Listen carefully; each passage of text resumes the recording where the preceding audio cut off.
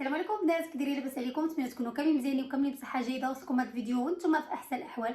كيف ما عودتكم دائما الوصفات الطبيعيه والممتازه اللي كيكونوا المكونات ديالها فقط من البيت. فاليوم ان شاء الله غادي نقدم لكم واحد الماسك. الاختصاص ديالو هو انه غادي يزيل لنا جميع انواع التصبغات والاثار ديال البقع الداكنه اللي كتكون عندنا في الوجه. يعني اليوم ان شاء الله هذا الماسك ديال اليوم خاص بالتصفيه ديال البشره. الناس اللي عندهم الكلف، عندهم النمش، عندهم البقع الداكنه في الوجه، عندهم حب شباب، اولا حتى الناس اللي مشات لهم حب شباب ومشاو التصبغات وبقاو لهم بقع داكنه وما عندهمش توحد ديال اللون.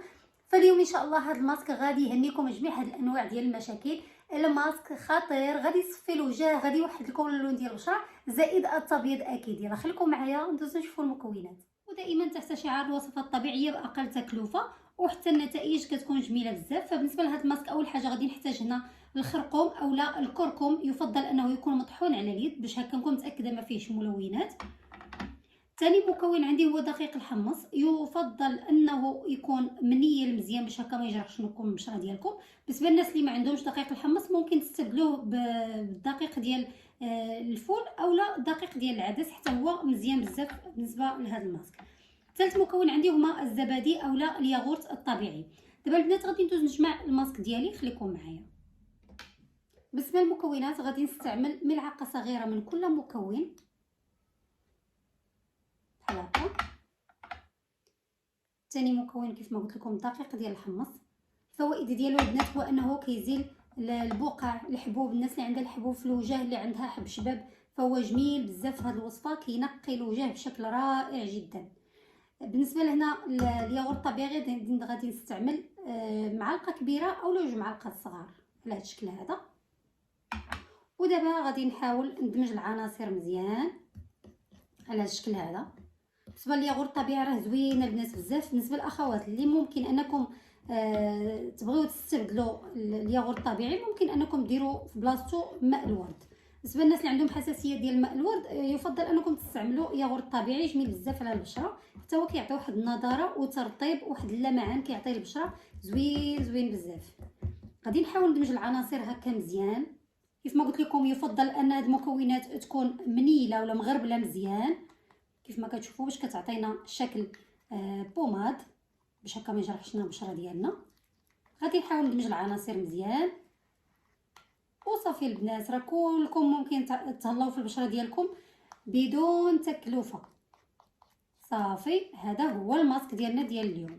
نتوما كتشوفوا كيفاش كيجي، هذا راه كافي البنات. غادي نستعملوا انا البشره والعنق كذلك. كيف ما كنقول لكم دائما الماسكات كنديرهم الوجه والعنق باش هكا كنوحد اللون ديال البشره ديالي.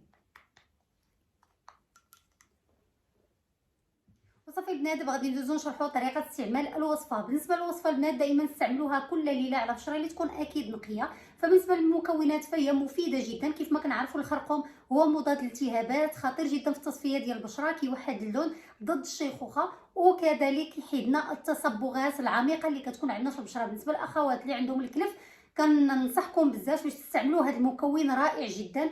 الخرقوم خطير جدا في ازاله ديال التصبغات والتصفيه ديال البشره. بالنسبه للبنات الدقيق ديال الحمص الدور ديالو انه كينشف لنا اي بثور واي بقع عندنا في البشره ديالنا. بالنسبه للوليدات اللي كيكونوا في سن المراهقه وكيكونوا كيتعرضوا تغيرات هرمونيه وكيخرج لهم هذاك الحبوب وحب الشباب في البشره، فيفضل انهم يديروا هذا الماسك حيت بصح كينشف لهم الحبوب وكيوحد لهم البشره وكذلك التبييض. وبالنسبه للياغورت الطبيعي كنعرفوا الفوائد ديالو في نضاره ديال البشره وليدغاتاسيون الترطيب، فهو رائع جدا في الترطيب. كيف ما كتعرفوا دائما كنقول لكم في هذا الفصل نكثروا الترطيب باش هكا نحافظوا على البشره. الوصفه غادي نستعملها على البشره ديالي لمده ديال 10 دقائق فقط، ومن بعد غادي نغسل بالماء العادي جدا.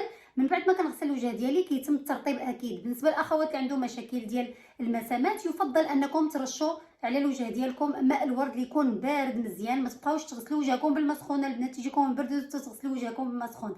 ضروري الماء البارد. ملي تكونوا خارجين اضغطي الوجه ديالك مزيان، ديري لي كرون سولير ديالك، واخا ما تبانش لك الشميشه ديري لي كرون سولير ديالك باش هكا تحافظي على البشره ديالك، حيت الاشعه الفوق البنفسجيه ما كتكونش فقط مع الاشعه ديال الشمس، كتكون دائما.